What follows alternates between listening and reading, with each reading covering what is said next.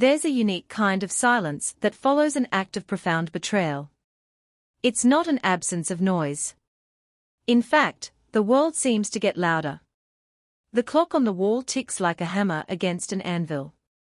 The hum of the refrigerator sounds like a distant engine of dread. But inside, where your own thoughts used to live, there's a vacuum. A hollowed-out space where love and trust and decades of shared history used to be. That silence is the sound of a foundation cracking.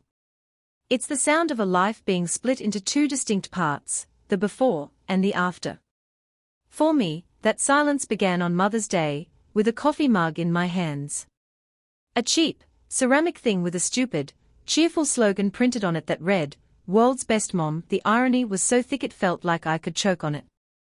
This story isn't about that mug, not really. It's about what the mug represented. It was the final, flimsy straw laid across the back of a camel that had been carrying mountains for 30 years. It was the catalyst that turned a lifetime of quiet sacrifice into a single, cold point of decision. This is the story of how I stopped being the bank, the maid, and the emotional bedrock for a family that saw me as a utility, and how I finally remembered the woman I was before they taught me I was only a mother. It's a story about reclaiming your own life, even if you have to burn down the one you built to do it.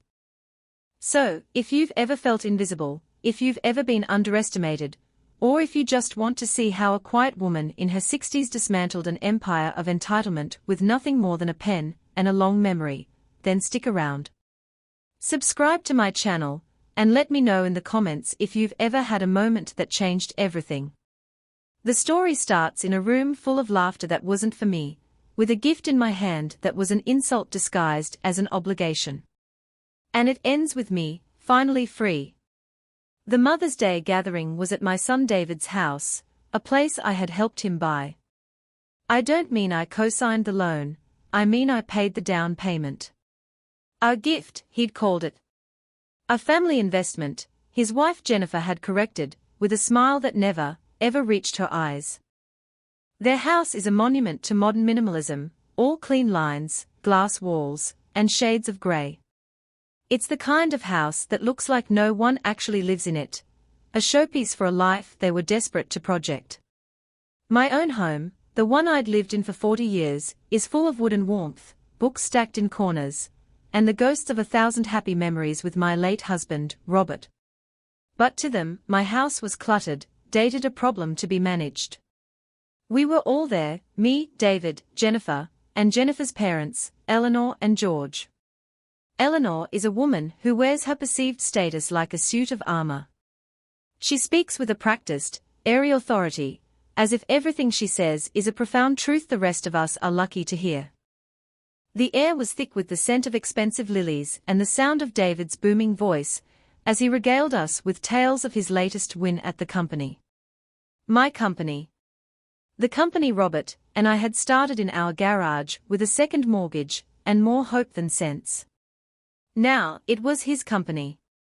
He'd taken the helm after Robert passed, and in his mind, the history of its creation had been conveniently erased.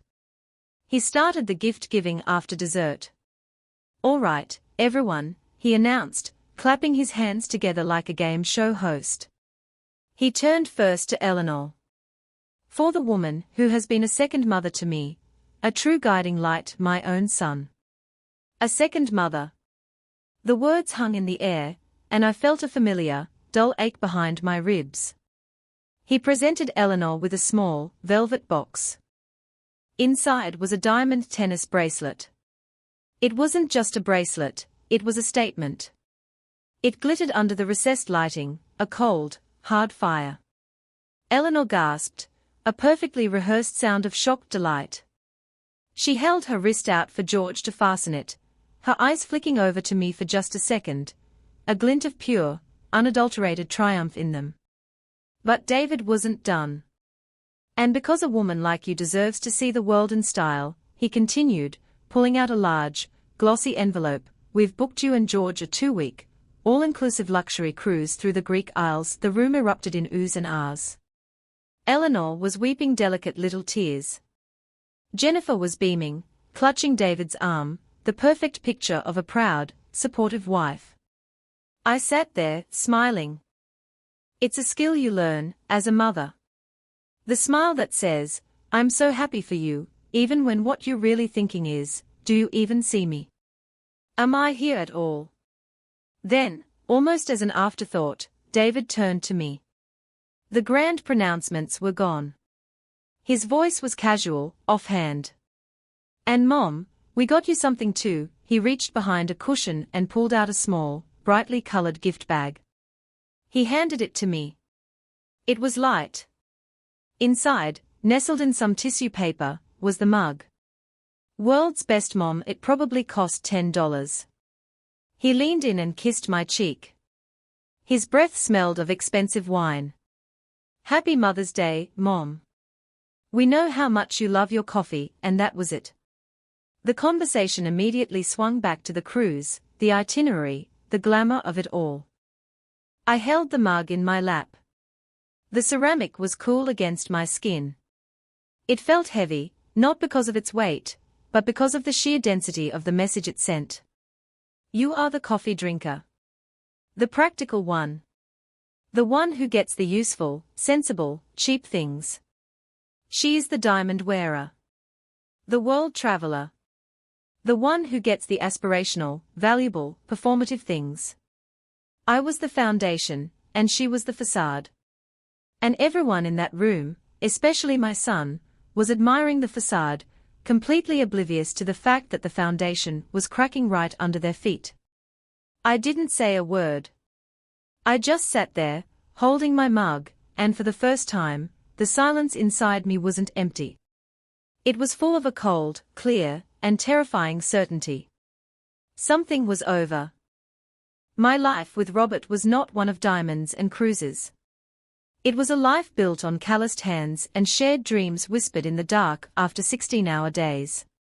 We started Ellison manufacturing in the garage of our tiny starter home. I remember the smell of sawdust and soldering fumes, a scent I came to associate with hope.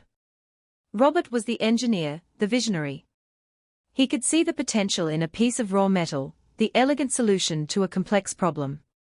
But I was the one who made the vision possible. While he was tinkering with prototypes, I was on the phone with suppliers, convincing them to give a tiny, no-name company a line of credit. I learned bookkeeping at the kitchen table from a library book, my fingers smudged with ink as I balanced our ledgers down to the last penny.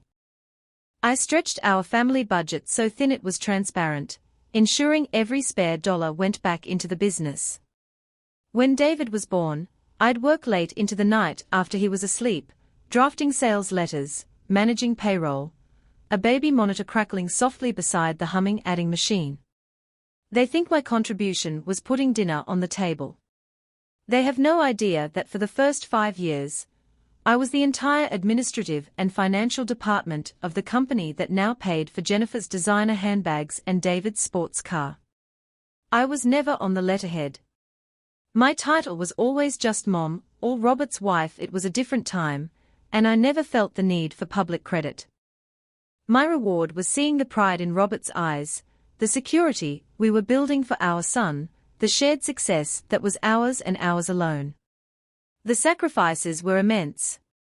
We didn't take a real vacation for a decade. My wardrobe consisted of sensible slacks and blouses from the department store sale rack. We poured everything we had, every ounce of energy and every dollar, into that company. And it worked. We grew. We moved from the garage to a small workshop, then to a larger facility. We hired employees. Ellison Manufacturing became a respected name in the industry. And through it all, we were a team. Robert would never have made a major decision without talking it through with me. "What do you think, Barb?" was the most common question I heard for 30 years. He saw me. He knew exactly what I brought to the table. When he got sick, it was fast. The diagnosis was a thunderclap on a clear day, and the decline was a brutal, swift storm. In those final months, we talked a lot about the future. About David. We both saw the boy he was. Bright, charming, ambitious. But there was a softness to him, an expectation that things would come easily. We'd given him everything we never had, and in doing so, we had perhaps robbed him of the resilience that comes from struggle. He'd started at the company after college, in a management position we created for him. He was good at the public-facing parts of the job, the schmoozing, the sales pitches. But he had little patience for the grit of the work, the unglamorous day-to-day grind that is the true engine of any successful business. He saw the company as his birthright, not as a legacy to be stewarded. After Robert died, the weight of everything fell on me, but not in the way you'd think. I knew the business inside and out. The weight was emotional. It was managing my own grief, while trying to hold David steady. I was the one who encouraged him to step up, to take the CEO title. I thought it would give him purpose, help him mature.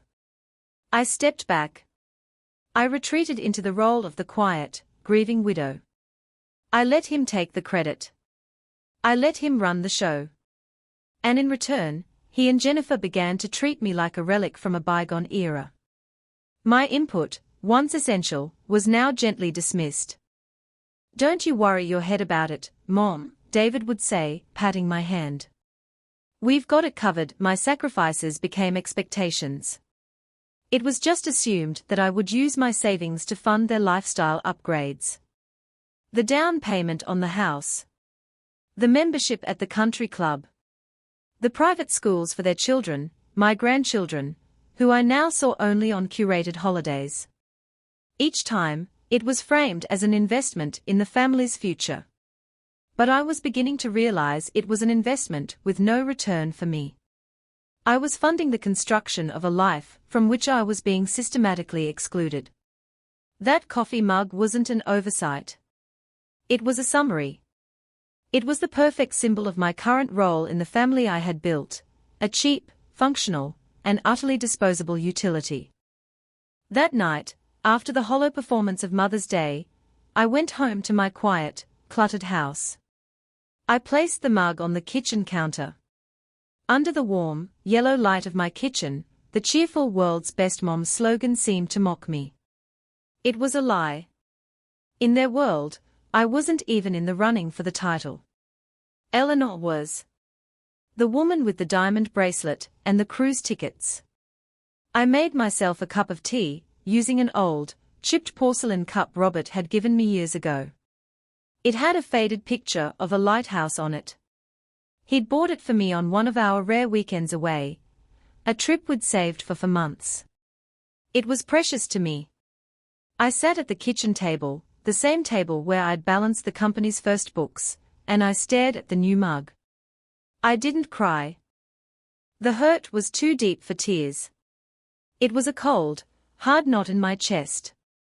It was the chilling realization that my son, the boy whose scraped knees I had bandaged, whose fevers I had soothed, whose dreams I had funded, looked at me and saw a woman who deserved a $10 mug while he showered his mother-in-law with gifts worth tens of thousands of dollars. It wasn't about the money. It was about the valuation. It was a clear and brutal statement of my worth in his eyes. I was an afterthought. An obligation. A box to be ticked on the Mother's Day checklist. And as I sat there in the silence, listening to the tick of the clock that Robert and I had picked out together, something shifted inside me. It wasn't a loud, dramatic snap. It was a quiet, firm click. Like a lock falling into place. The years of quiet accommodation, of smiling through the slights, of funding my own erasure, they all came to an end in that moment. The matriarch they had constructed in their minds, the gentle, pliable, endlessly giving, and slightly clueless widow, died that night. And in her place, a woman I hadn't seen in a very long time began to wake up. The woman who had negotiated with hardened suppliers in her 20s. The woman who had stared down a bank manager and convinced him to extend a loan based on sheer force of will. The woman who knew every single line item in the company's budget because she had created the damn thing herself. I stood up and walked over to the counter. I picked up the new mug.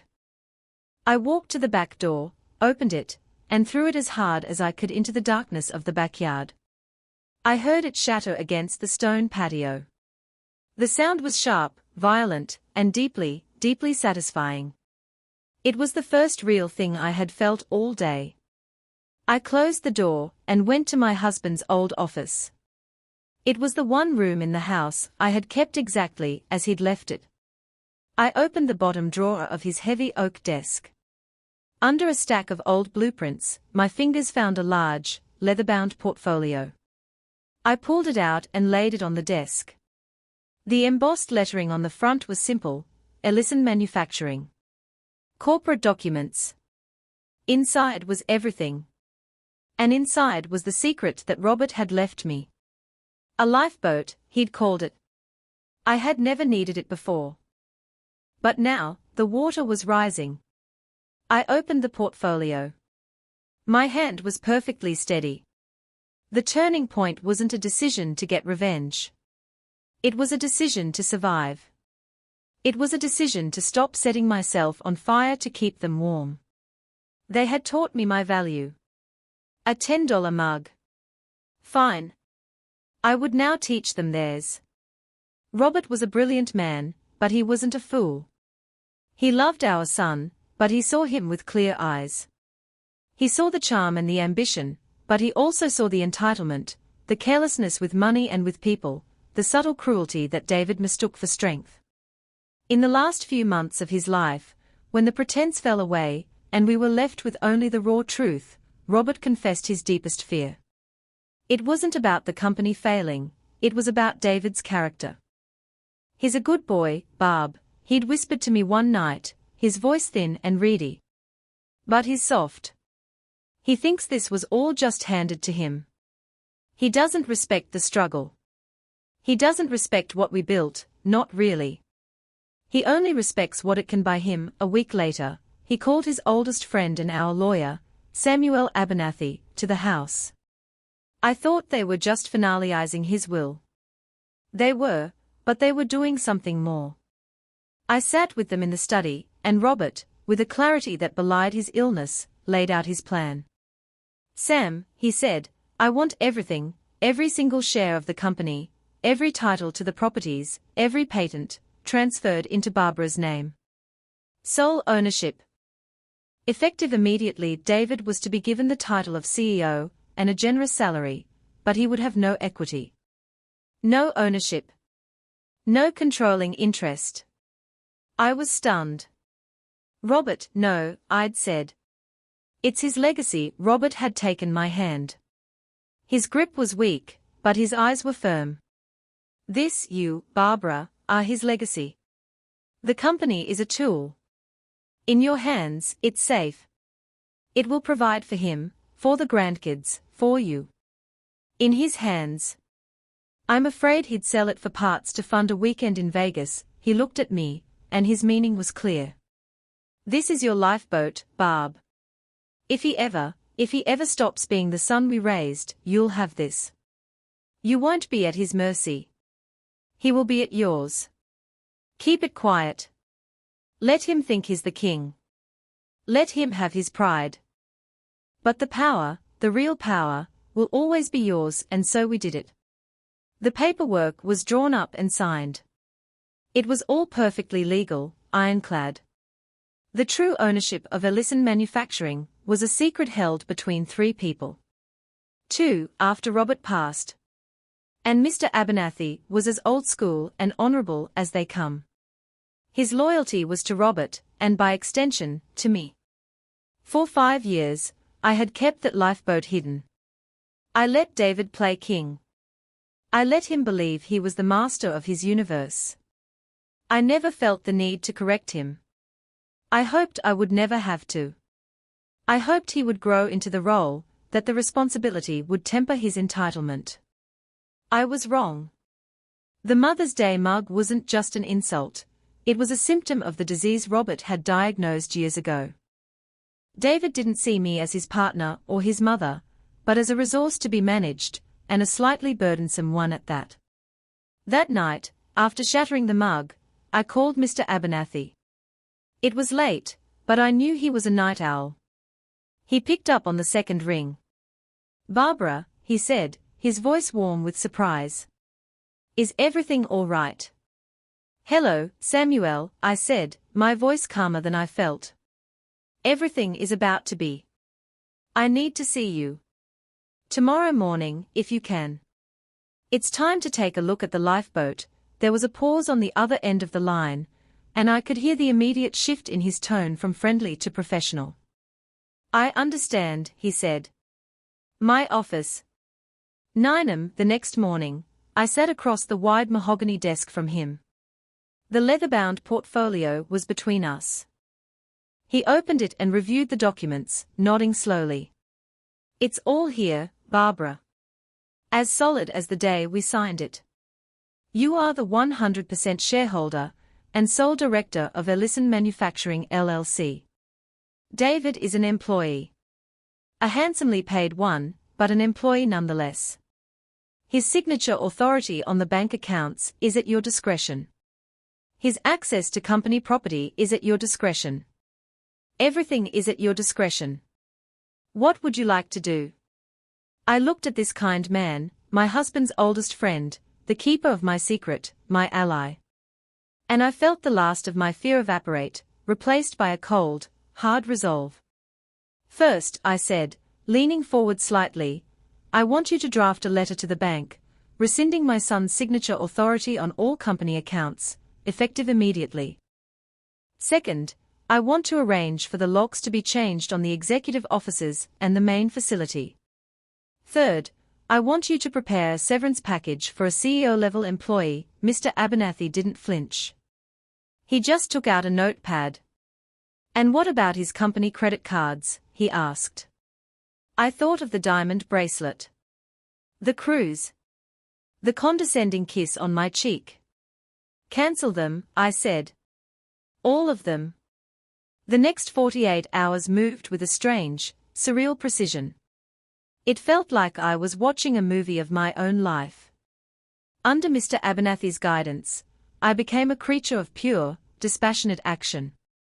My grief and my anger were packed away, stored for later. This was business.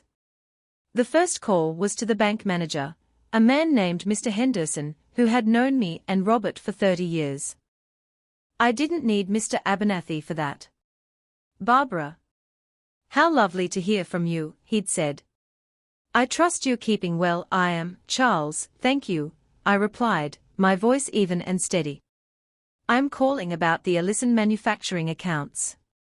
As per the corporate governance documents you have on file, I am exercising my right, as sole director, to make some administrative changes. I am rescinding David Ellison's signature authority and removing him as an authorized user on all company credit lines, effective immediately." There was a moment of surprised silence. "Of course, Barbara. I'll just pull up the file." "Yes, I see it here. Your authority is absolute. I can process that right away. Is everything all right?" He was fishing, of course. Small town. Big business. But I wasn't biting. "Everything is being brought into alignment, Charles. Thank you for your prompt attention to this." I hung up, a small, satisfying click. That was the first stone. Next, the locksmith. I arranged for a commercial security firm to meet me at the main plant at 7 p.m. that evening, after the second shift had gone home. I used my own key to let them in, a key David probably didn't even know I had. Walking through the silent factory floor, the place where Robert and I had poured our souls, felt different. It felt like mine again. I watched as they methodically changed the locks on the main gates, the loading bay doors, and the executive office wing. I paid them with my personal credit card, and they handed me a small box containing a dozen new keys. Keys that only I possessed. The second stone. Back at home, I logged into the company's administrative portal. My access was still active. It never occurred to David to remove the founder's widow. It was a sentimental oversight he would come to regret. I was methodical. I changed the master passwords for the financial software, the server access, and the primary email system. I downloaded copies of all the financial records from the past 5 years onto a secure hard drive. I saw the charge for the diamond bracelet from a high-end jeweler. I saw the charge for the cruise line. Both paid for with the company account, disguised under client relations and entertainment. The sheer audacity of it stole my breath for a moment. He hadn't even used his own salary. He had used my money. Robert's and my money. To buy his mother-in-law diamonds. The anger I had packed away threatened to spill over, but I shoved it back down. Not yet. Be cold. Be efficient. I drafted a simple email from my personal account. The subject line was Urgent Security Update. The body was brief. As of 6 p.m. today, all access codes and keys for the Ellison manufacturing facility have been changed. New access protocols will be distributed to essential personnel shortly. All non-essential personnel are to work from home until further notice. I sent it to the company-wide distribution list. The third stone. Mr. Abernathy, true to his word, had the official letters drawn up by the next morning. One for the bank, formalizing my phone call. Another, a notification of employment review, addressed to David. It didn't fire him. Not yet. It simply informed him that his role, responsibilities, and compensation were under formal review by the sole director of the board, Barbara Ellison. It requested his presence at a meeting in 2 days' time at Mr. Abernathy's law offices to discuss the matter. It was a masterpiece of cold, corporate language. It was a summons. I signed them all with a steady hand. My signature, which for years had felt small and insignificant on birthday cards and checks for their children's tuition, now felt like a weapon. The final stone was laid. The board was set. Now, all I had to do was wait for the king to realize he was in checkmate. The first ripple of their panic arrived via text message about 24 hours later. It was from David. It was a screenshot of a declined transaction at a ridiculously expensive steakhouse, for an amount that could have fed a family of 4 for a month. The message underneath just said, "Mom, company card isn't working. Weird. Can you check on it?" I read the message and felt nothing. I placed my phone face down on the table and continued drinking my tea. I did not reply. An hour later, my phone rang. It was David. I let it go to voicemail. The message he left was tight, annoyed. "Mom, pick up. Something's wrong with the accounts. I tried to pay a supplier and the transfer was blocked. And I can't get into my email. Call me back. This is causing serious problems." I deleted the voicemail without finishing it. The problems were not mine. They were his. The real storm broke that evening. My phone began to ring incessantly. First David, then Jennifer. Then David again. I silenced it and let them burn themselves out.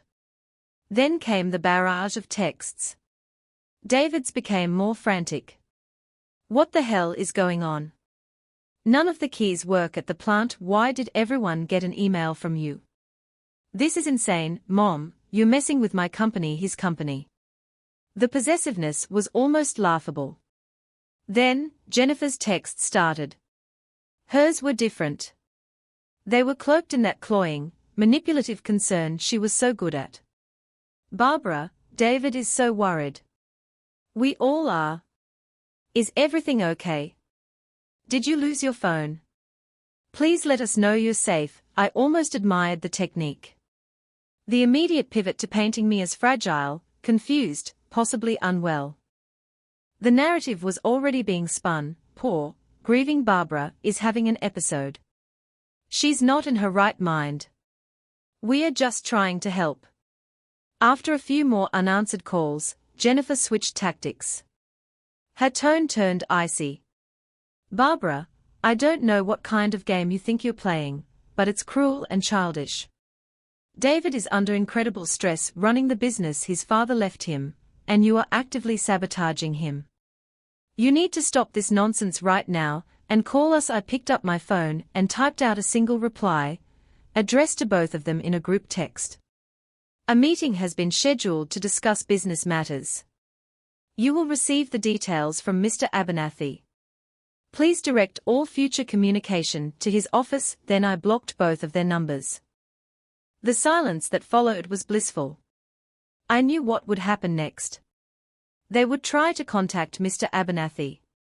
He was under strict instructions not to engage with them before the meeting, only to have his assistant confirm the time and place. They were being stonewalled. Their power, which was built on access to money, to the company, to me, had been cut off at the source. They were adrift, and they had no idea why. The most telling moment came the next morning. My doorbell rang. I looked through the peephole and saw David's car at the curb. It was Jennifer on my doorstep, alone. She had a bakery box in her hand and a carefully constructed look of gentle concern on her face. This was her final play. She was the emissary of reason, coming to handle the hysterical old woman. I didn't open the door. I just watched her through the peephole. She rang the bell again, a little more insistently this time. "Barbara," she called out, her voice sweet as poison. "It's Jennifer. I brought you some pastries from that little bakery you like. Can we please just talk? We are so worried about you." I stayed silent. I watched as her face, when she thought no one was looking, collapsed from strained sweetness into a flash of pure, venomous anger. She muttered something under her breath that I couldn't hear, but could certainly imagine. She rang the bell one more time, a hard, angry jab, then turned on her heel and stomped back to her car. She had come expecting to find a confused, emotional woman she could manipulate back into line. She found a locked door and a wall of silence. The balance of power had shifted so completely, so seismically, that they couldn't even comprehend it yet. They still thought they were in charge. The meeting in Mr. Abernathy's office would be their education. The day of the meeting, I chose my outfit with care. Not a power suit or anything so obvious. I wore a simple, elegant navy blue dress, the kind I used to wear to company dinners with Robert. It was understated, dignified, and professional. I wore the simple pearl necklace he had given me for our 25th anniversary. It was my armor. I arrived at Mr. Abernathy's office 15 minutes early. He greeted me in the lobby and led me back to the conference room. It was a large, intimidating space, dominated by a long, polished mahogany table. He had a file in front of him, and 2 glasses of water were already set out on my side of the table. "Are you ready for this, Barbara?" he asked gently. "I was born ready for this, Samuel," I replied, and I meant it. David and Jennifer arrived precisely on time. They walked in with an air of belligerent confidence, as if they were marching into a parent-teacher conference to complain about an incompetent teacher. David was dressed in his usual expensive suit, his face a mask of thunderous indignation. Jennifer was right behind him, her expression one of pained, righteous solidarity. They stopped short when they saw me sitting calmly at the head of the table, with Mr. Abernathy at my side. They had expected to see me alone, flustered.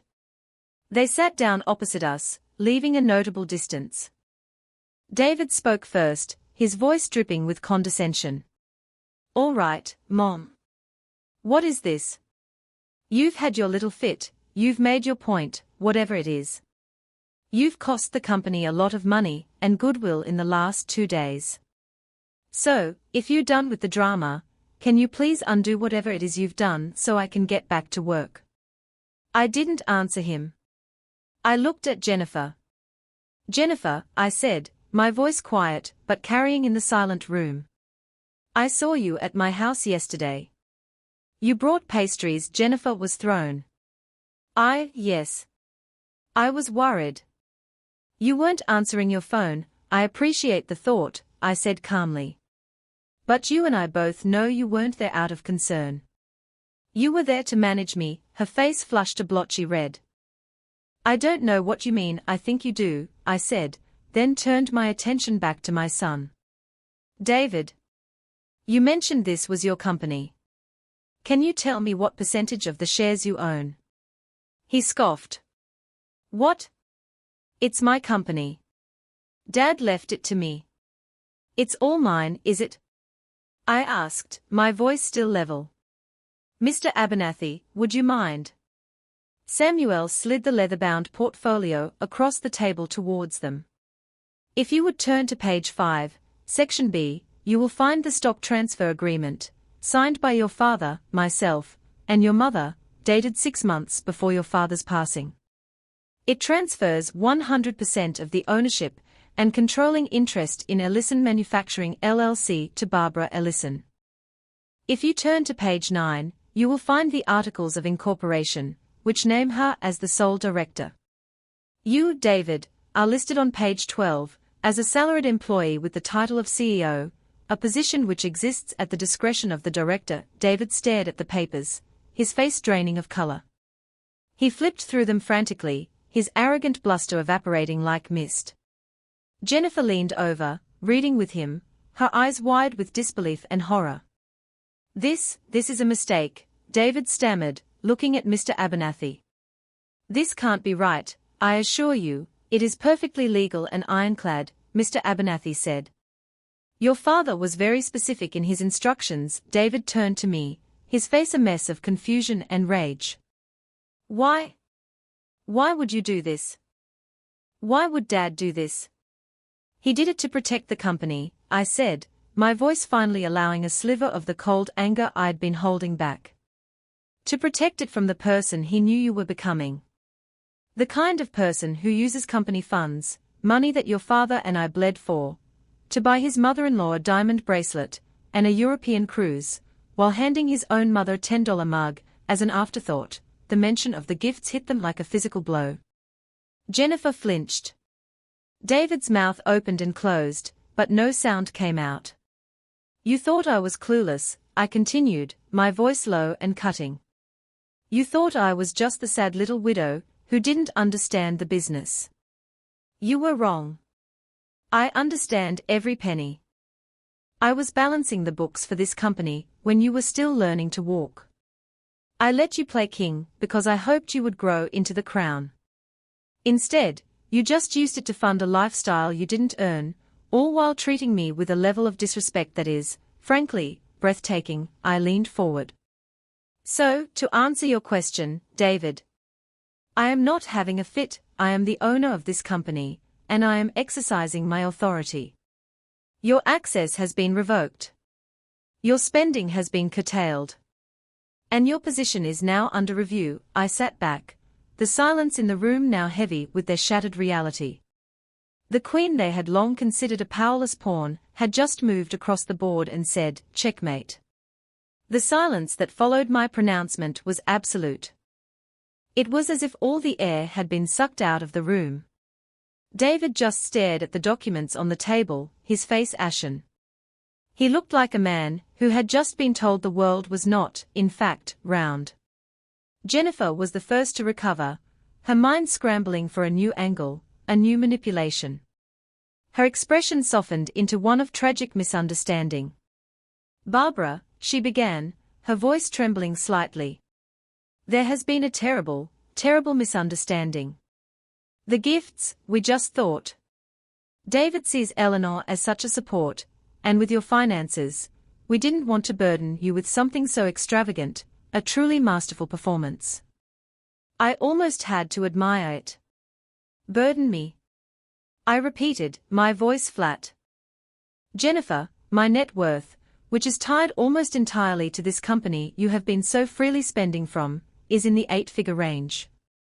Your concern for my financial well-being is noted, and it is dismissed as the insulting lie that it is." Her face fell. The tactic hadn't worked. David finally found his voice, but it was no longer booming with authority. It was thin, pleading. "Mom?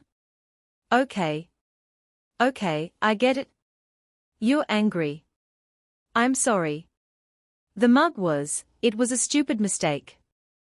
Thoughtless. I'm sorry. But you can't do this. This company is my life. It's my family's future. It's for your grandchildren, the grandchildren. The last resort of the desperate manipulator. The grandchildren will be well provided for, I said calmly. By me.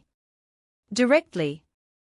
Their future will no longer be filtered through your and Jennifer's expense accounts. As for the company being your life, it seems to me the company has been the bank for your life. That is going to change. I slid a single sheet of paper across the table. It had been prepared by Mr. Abernathy. This is my offer. You have two options.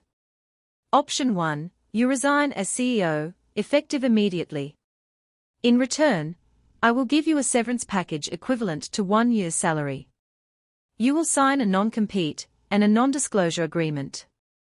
You will walk away, and you will be done with Ellison Manufacturing. David stared at the paper, as if it were a snake. And option 2, he whispered. Option 2, I said, is that I fire you. For cause. I have documented evidence of your misappropriation of company funds for personal use. In that case, there will be no severance. We will handle the legal fallout as it comes. And I assure you, David, the paper trail you've left is not subtle. The choice is yours. Panic. Pure, undiluted panic washed over their faces. The entire edifice of their lives, the house, the cars, the country club, the private schools, the respect of their social circle, was built on the foundation of a company they had just discovered they had absolutely no control over. They were powerless. They looked at each other, a silent, frantic conversation passing between them. Jennifer's eyes were pleading with him. Take the deal. A year's salary. David said, his voice cracking. Mom, that's nothing. We can't live on that. You won't have to, I said. You'll have to get a job. A real one. You can sell the house with the ridiculous mortgage. You can trade in the sports car. It's called living within your means, David. It's a lesson your father and I learned in our 20s. You're about to learn it in your 40s. I stood up. The meeting was over. Mr. Abernathy's office will need your decision by the end of the business day tomorrow. If we don't hear from you, we will assume you have chosen option 2 and we will proceed accordingly. I walked toward the door, my steps feeling light for the first time in years. David shot up from his chair. Mom, wait. Please. We can fix this. Don't do this to your family. I stopped at the door and turned back to look at him. I looked at my son, his face twisted in desperation, and Jennifer, her mask of composure finally shattered, revealing the raw greed beneath. Family. I said, and my voice was devoid of all heat, all anger. It was just tired. Family is built on love and respect, David. Not transactions. You and I haven't been a family for a very long time. You've had a banker. And I've had a dependent. The bank is now closed. I walked out of the conference room without a backward glance, leaving them to sit amongst the ruins of the life they thought was theirs. I stepped out of the law office and into the bright afternoon sun. It felt like I could breathe again. The weight that had been sitting on my chest for years was gone. I was free. The call came the next day, not from David, but from his lawyer, to Mr. Abernathy. They accepted option 1. Of course they did. They were cornered, and David was not a man built for a fight he knew he couldn't win. The paperwork was signed. The severance was paid into his personal account. And just like that, my son was excised from the company my husband and I had built. The days that followed were quiet. The angry texts and calls had ceased. I was no longer blocked on their phones, but the silence was a decision, a mutual severing of a tie that had become toxic. It was a strange sort of grief. I wasn't mourning the son I had lost in that conference room, I was mourning the son I had never really had. I had to make decisions about the company. For a week, I went to the office every day. I used my new key, sat in the CEO's office, my office, and I went through everything. I talked to the department heads, the floor managers, the long-time employees who remembered me from the old days. They greeted me with a mixture of surprise and genuine warmth. It's good to have an Alison back in charge who knows which end of a wrench is which, one of the foremen said to me, and I felt a warmth spread through my chest that had nothing to do with power and everything to do with respect. I realized I didn't want to run the company day to day. That part of my life was over. But I wasn't going to sell it, either. It was Robert's legacy, and mine. I promoted the chief operating officer, a sharp, dedicated woman named Maria, who had been with us for 15 years and whom David had consistently overlooked. I gave her the CEO title and a compensation package that reflected her true worth. I would remain as the sole director, the owner, the guiding hand on the tiller. But the daily operations were hers. My first act as the active owner was to institute a company-wide profit-sharing program for all employees. If the company did well, everyone would benefit, not just the person in the corner office.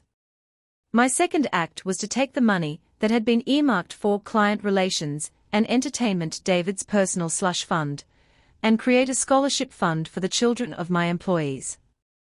I sold my large, cluttered family home. It was full of too many ghosts.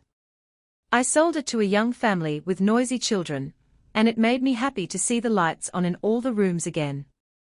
I bought a small, beautiful condominium downtown, with a large balcony overlooking the city park. It was clean, bright, and entirely mine.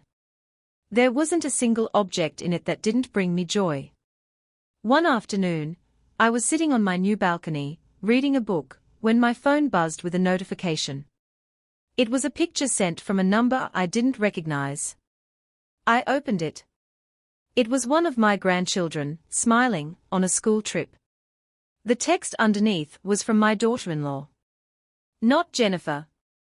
My other son, Michael, lives in another state with his wife, Sarah. They are quiet, kind people who were often bulldozed by David's loud personality. The text read, "Heard things got shaken up. Just wanted you to know we're thinking of you. And we're proud of you." It was then that the tears I hadn't shed finally came. Not tears of sadness, but of relief. Of being seen. I had not lost my family. I had simply pruned a diseased branch. A week later, I went online and booked a trip. Not a cruise. I've always hated the idea of being trapped on a floating hotel. I booked a 2-month stay in a small, rented villa in the Italian countryside. A place with a garden, a kitchen, and a view of the hills. A place where I could learn to make pasta, read all the books I'd bought and never opened, and walk until my legs were sore. A trip for one.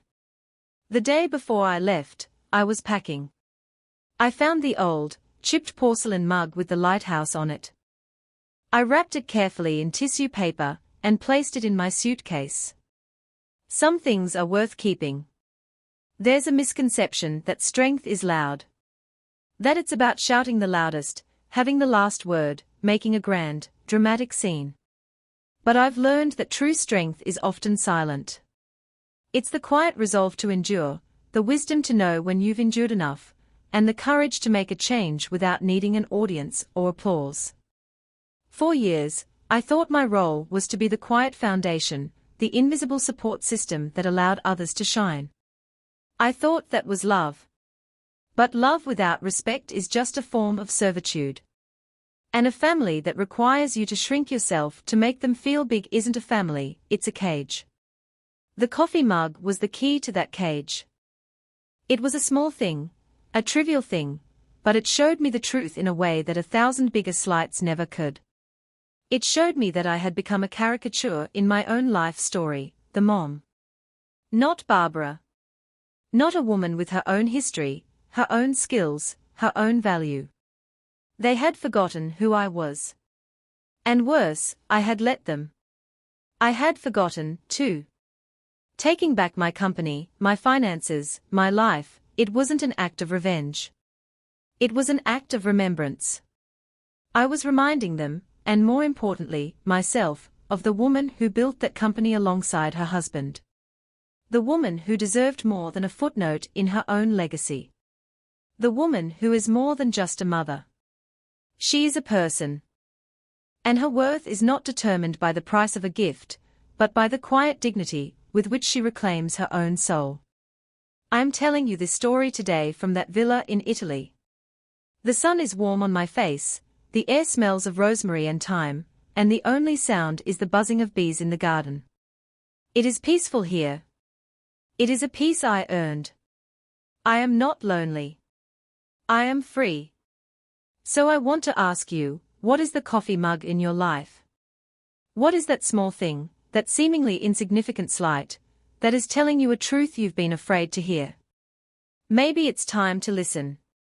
Maybe it's time to stop being the foundation for someone else's life and start building your own. Thank you for listening to my story. If it resonated with you, please subscribe and share it with someone who might need to hear it. And tell me in the comments below, what would you have done? I'll be reading them, with a good cup of coffee, in a mug of my own choosing.